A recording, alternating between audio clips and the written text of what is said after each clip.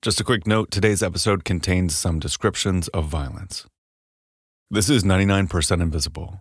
I'm Roman Mars. Priceless cultural artifacts have been plundered and sold for hundreds of years.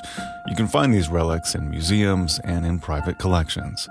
But in 2014, researchers discovered that looters had a new tool in the trade of stolen antiquities: Facebook.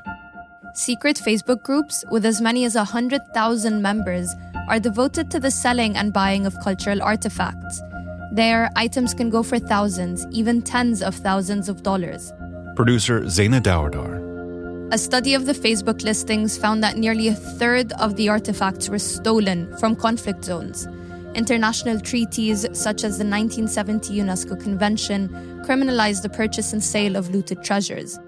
But even so, at the time, none of this was technically against Facebook's guidelines. And Facebook isn't the only place with a market for trafficked antiquities. Do a search on eBay using the vague buzzwords of the industry, words like Mesopotamian or Byzantine, and you can come up with all sorts of listings too. Here are just a few.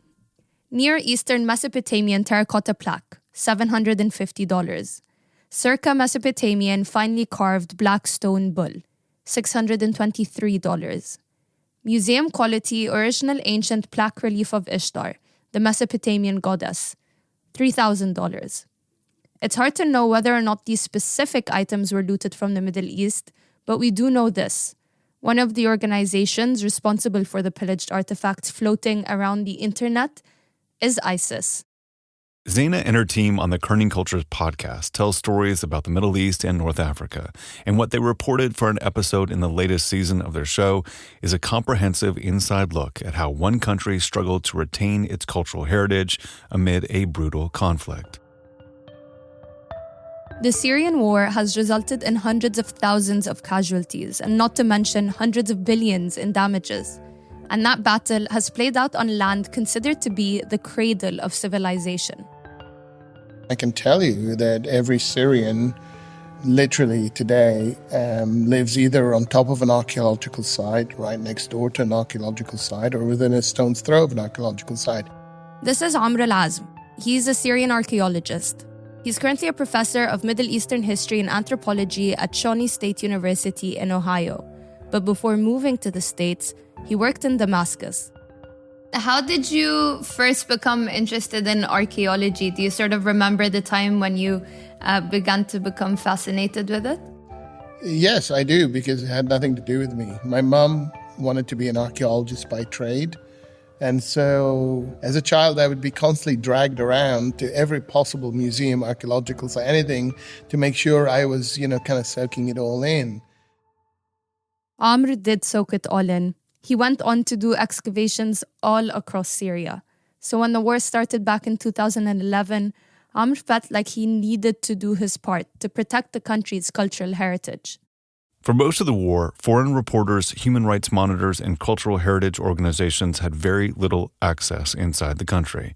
But Amra had local connections, so he co-founded an emergency initiative called Day After. The group was a sort of impromptu detective squad made up of archaeologists, several of them former students and colleagues from his teaching days in Damascus. So they would go out and try to record and document damage to the local cultural heritage sites, local museums, etc., whatever they can visit. The group would take notes and photos of the damaged sites and report back to Amr. I had a chance to speak with one of the people he recruited for Day After, a man named Adnan al-Muhammad. We interviewed him in Arabic and had an actor voice his lines in English. He was my university professor, and he taught me that artifacts are not just old things from the past, but they are part of us. Even his lectures were different. He used to stand on the table and speak about how amazing historical artifacts are and how valuable they are. Yes, I did. Well, there's a kind of a reason for some of this in that, this is the late 90s and early 2000s, and we had very little resources to teach our students with. So often I would have to try to be very creative in trying to help students visualize whatever it is I was describing. And clearly, at least for Adnan, it worked. Amr's lesson stuck with him all these years later. When he joined the emergency initiative, Adnan was living in Manbij, a city in the north of Syria. At the start of the war, he said there wasn't much of a threat to the sites he was monitoring, which were mostly on the outskirts of the city. But everything changed when ISIS came. ISIS took control of Manbij in 2014. Almost overnight, Adnan's job became extremely dangerous. The day the ISIS convoy came to our area, there were about 7 tanks and 5 or 6 4x4 cars with ISIS fighters inside. I watched as they arrived in my village and took someone from the village to show them around. We started to feel that even something as simple as taking photos of artifacts was dangerous.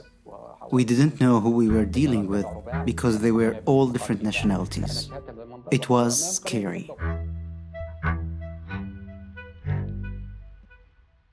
ISIS destroyed a lot, even did it for show at times. But they also knew that they needed to be savvy. Running a de facto caliphate is costly. It required a lot of equipment and manpower.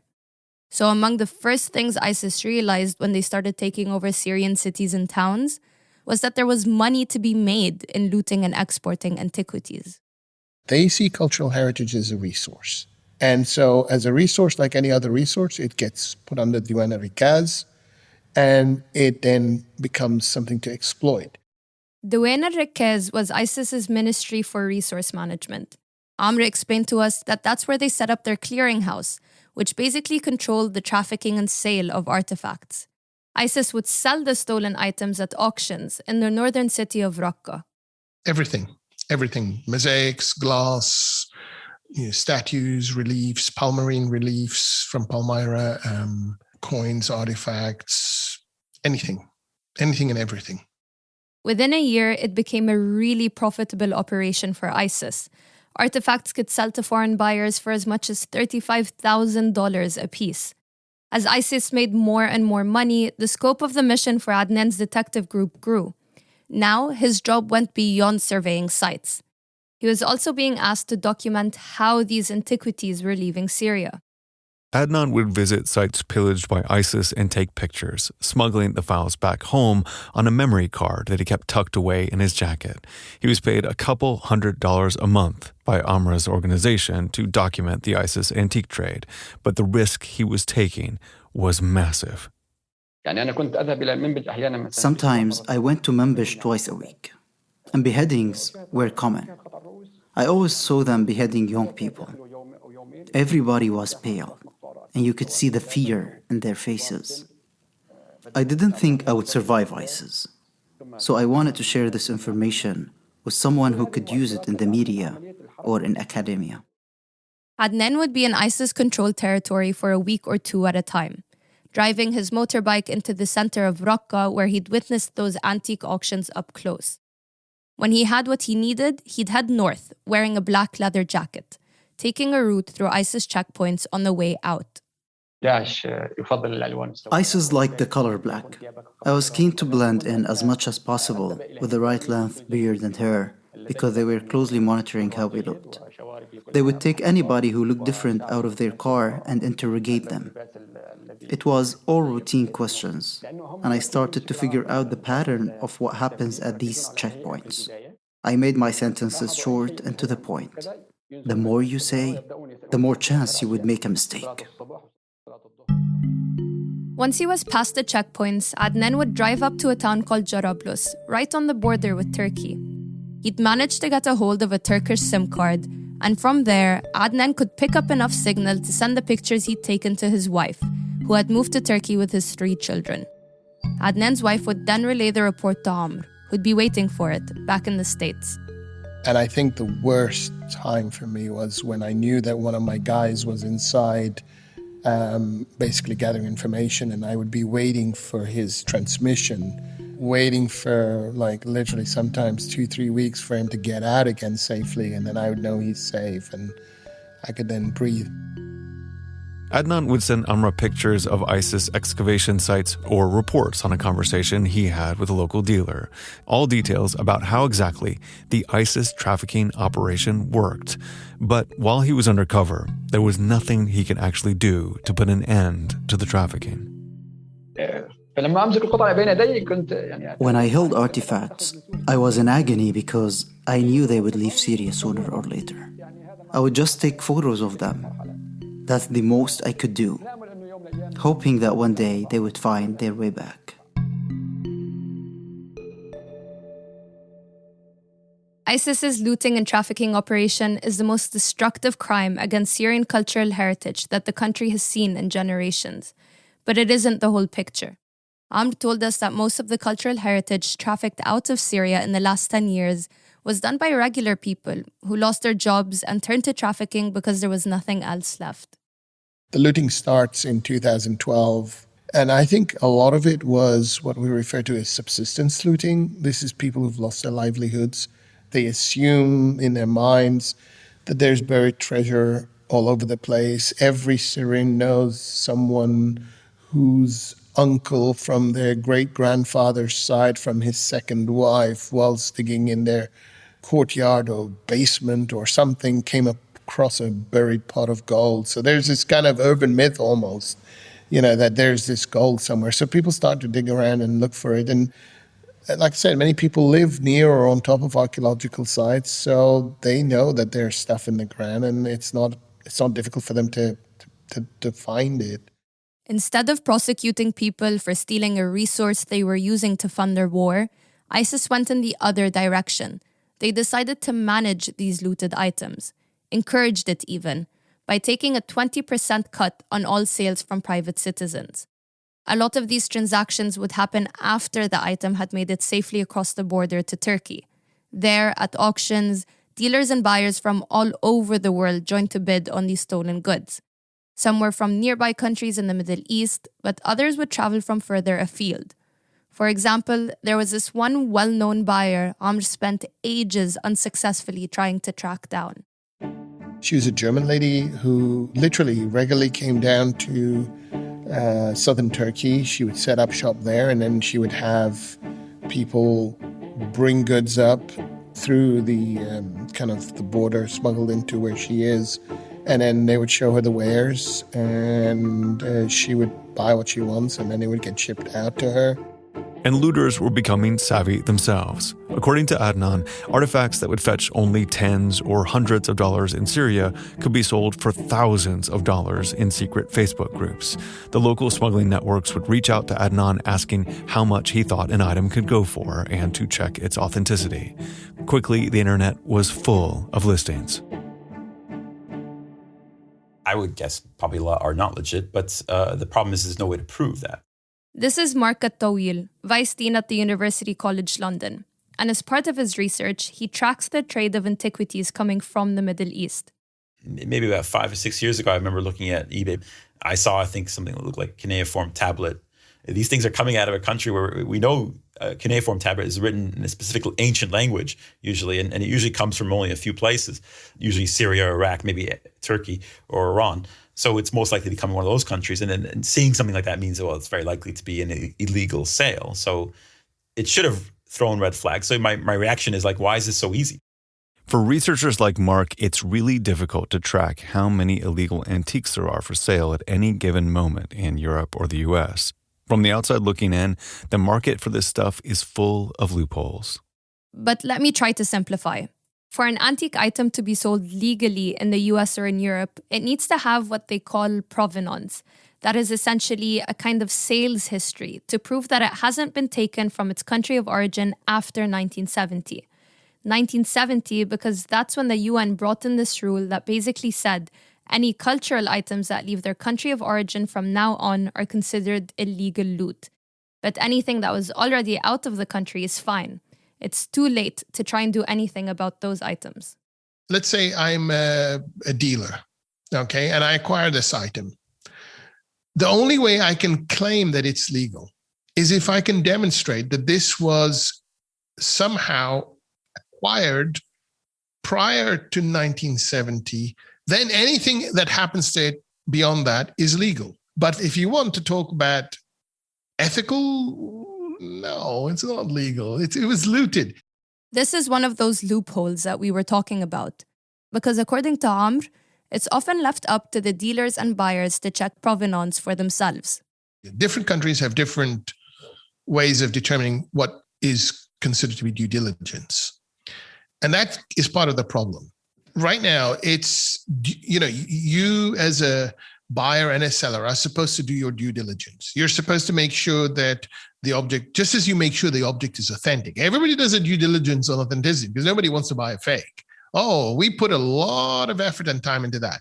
But when it comes to provenance, we get a little sketchy. We get a little hazy. I mean, I've seen provenance like the seller swears that they've had it in their family. Swear? What do you mean swears? Really? So you have to be really stupid to get caught. And if you look at the number of convictions from the antiquities laws that exist in the UK, for instance, it's very few. You could probably hold in one hand, you can count the number of convictions. So the people I know who have been caught because they were ignorant of the law. And that means that the laws are not strong. It means that the burden of proof is often on people like me or others who are trying to find people who are stealing these things. And that's not the way it should be, in my opinion. Our team got in touch with dozens more people selling antiques from the Middle East on eBay. Barely any of them responded, and only one was willing to talk to us in a recorded interview. Hello. Oh, hi. Is that Kiara?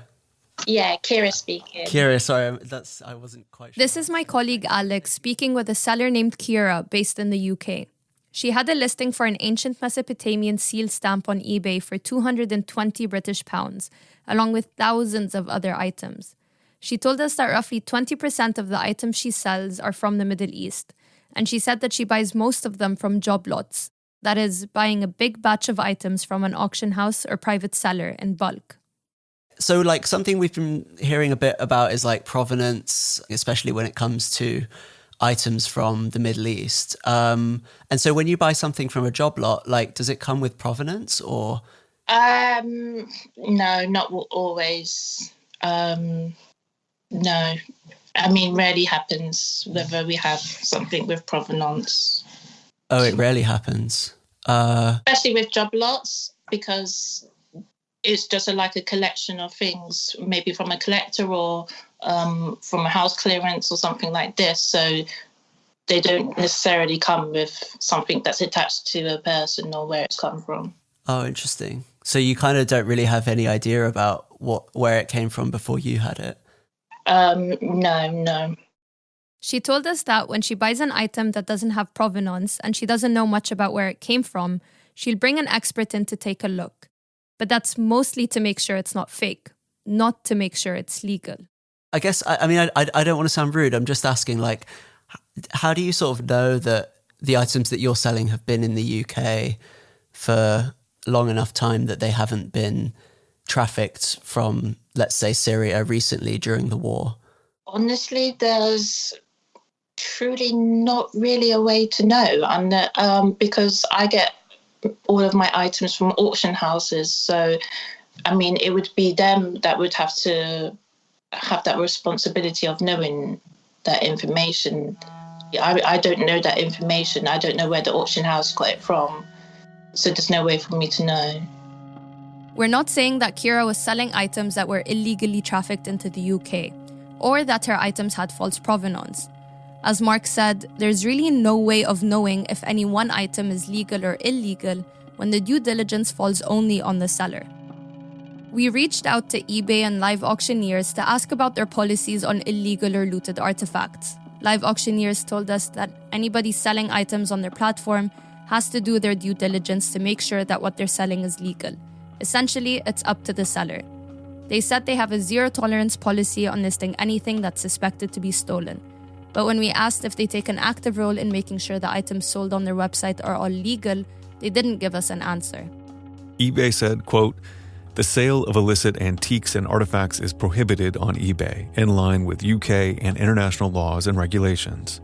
We work closely with authorities such as UNESCO, Interpol, and the European Commission to provide a safe and secure online marketplace that prevents illegal trade while enabling the legal sale of antiquities. All sellers on eBay are required to comply with our artifact policy.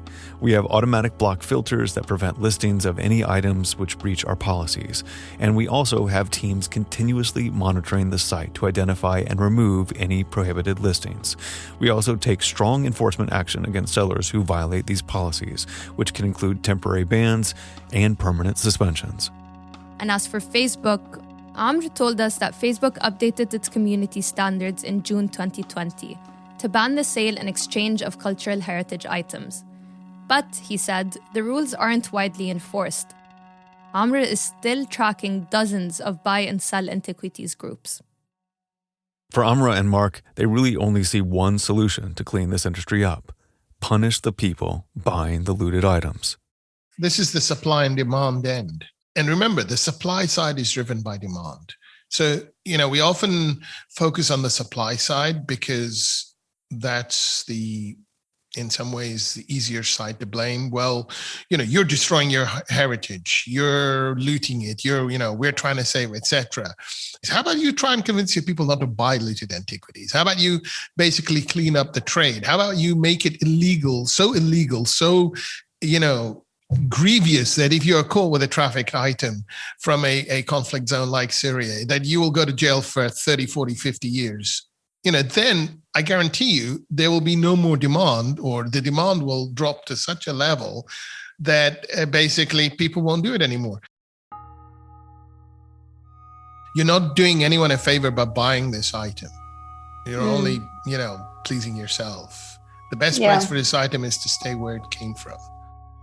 And as for Adnan, after spending more than a year secretly traveling in and out of ISIS-controlled territory, he eventually left Syria for Turkey to be with his family.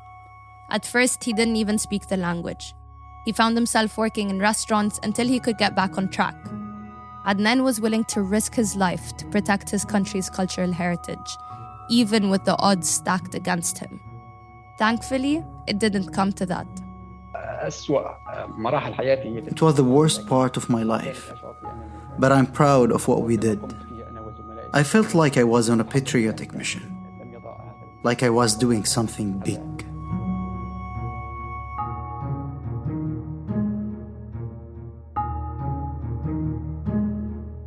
99% Invisible was produced and edited this week by Zaina Dawadar, Alex Atack, and Jason DeLeon. Fact-checking by Graham Haisha. Mix and tech production by Martin Gonzalez. Music by our director of sound, Swan Rial.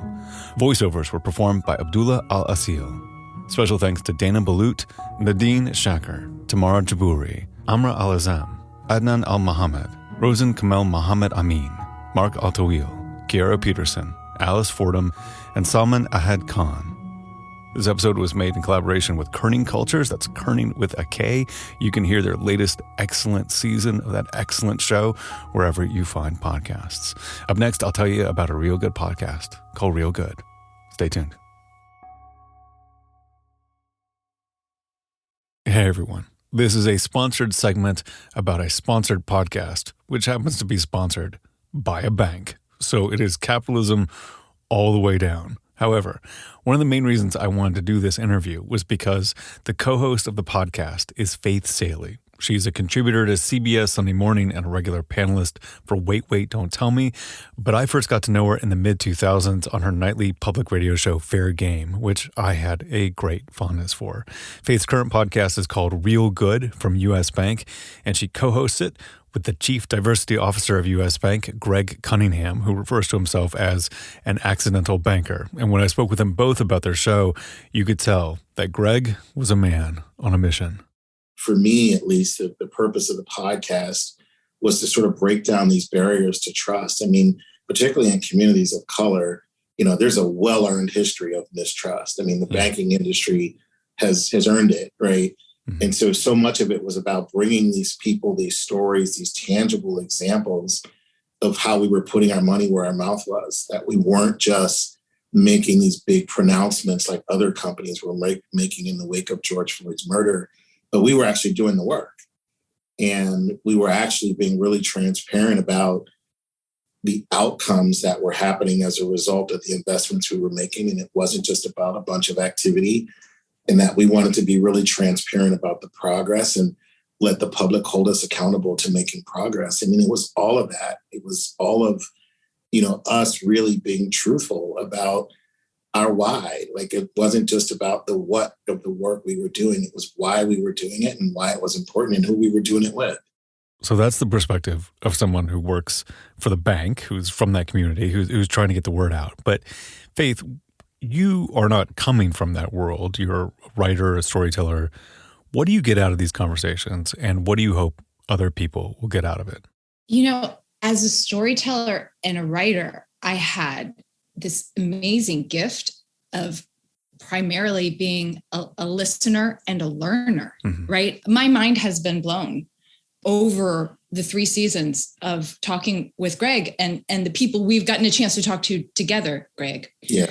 Well, this is what I've heard. Greg, you can tell me if you agree with this, that over and over these Black leaders, these Black change makers are expressing that not only are they representing themselves, but they are representing their people of color. Yeah. And a lot of them feel like, they say, that they only get this one chance, that the ability to fail or stumble is frankly a privilege that has not been open to everybody. And over, I also hear that there is an absolute commitment to giving back to community in a way that I haven't heard from other types of folks, right? I'm Greg, you can hear me being very careful with my language because I am saying, here's what I've learned from interviewing Black people, and it feels a little uncomfortable. I don't want you to ever feel like you need to be careful in choosing your words, because I think that's the beauty of what the show is about. Me too. Because it is about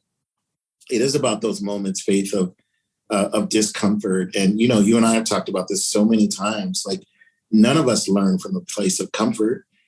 You don't grow from a place of comfort. You can only grow from that discomfort. But what's important about it is over the course of these 3 seasons, we've established such an incredible relationship that's grounded in trust. As I said before, like we give each other that grace. Let's talk a little bit about who you talked to on the show. The episode you sent me was about Houston White, who is an entrepreneur from Minneapolis, who has this whole vision for a mixed-use residential commercial district in his neighborhood on the north side. What is it about him and his story and the story of the other interviewees on the show that compels you? I want to talk to people that I think have vision and have a story that is inspiring. It's like somebody whose story is so human that there's something in it that everybody can relate to. You mentioned Houston White, and I think about, what's so inspiring about Houston, in addition to his story, is this notion of how he wants to bring culture and capacity together, to stay true to the authenticity of these neighborhoods and the culture of the neighborhoods. It's unbelievable what he's done with this block in North Minneapolis, and he's going to continue to build this community that I think is something that the rest of the country is going to want to replicate. I think that's the stuff that is really fascinating to me, is people who just have incredibly human stories that we can all relate to. Faith, was there something specific from Houston's story that resonated with you? Yeah. When Houston was talking about how he began being a businessman, to quote his favorite Jay-Z lyric, as an 11-year-old who would cut hair. And when he started explaining that hair and the line of the hair, what was status, and that status was currency, and self-respect, and then self-empowerment. And Houston talks about how barbershops are this place where all Black American men could go and feel equal, feel respected. Yeah. And then Houston talks about how he very purposefully puts the boardroom in the middle of the barbershop. We actually have a clip of this because I really like how he describes this. Here's Houston White on Real Good talking about his boardroom table in the middle of his barbershop. Typically, we hide things like this. This is where you got to go in a back room to have a board meeting. But I mean, there was a screen that said, "Welcome U.S. Bank," and we did a whole presentation, right? when everything was happening in the barbershop so people could see it, almost like an artistic installation of like what really happens at the highest level of business. But we're just going to bring it right and normalize it. And folks are walking in like, what's going, and then my mom walked in. It's the funniest thing ever. True story. True story. And funny part, he looks at his mom, Faith, and says, Mama, I made it. I did. Oh. It was such a surreal moment. My favorite moment of the whole episode with Houston is when he says to you, Greg, thank you for seeing me. Thank you for seeing me. And all that's contained in being seen, right? Literal investment, but also the investment of support and access and mentorship and a shared vision of the community he can create. Thank you for seeing me. And advocacy, right? I mean, so much of, those of us who have positions in these large corporations, it's all about what are you doing with your position? What are you doing with the positions of power that you have? And I think that's the challenge for all of us who, had, professional success and sit in these halls of power in these corporations. It's what are you doing with it? And for me, if I wasn't supporting people like Houston, those deals wouldn't get done. If I weren't advocating for it and sort of pushing people, the only response here is yes. The question is, how do we get to yes? And that means we're going to have to do some things differently within our organization. That's when we talk about systems change, it's not just external systems change. It's also inside these walls of power in these corporations as well.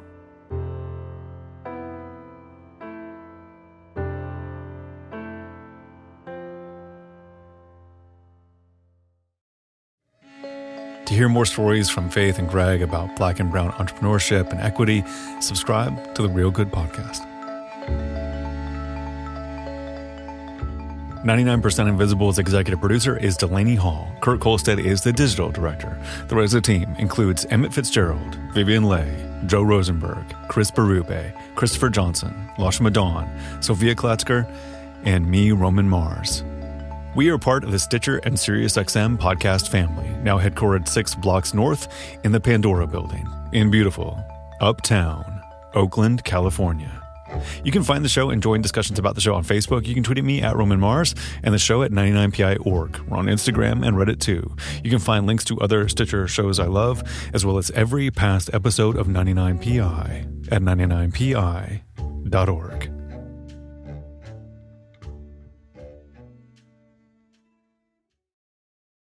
Stitcher!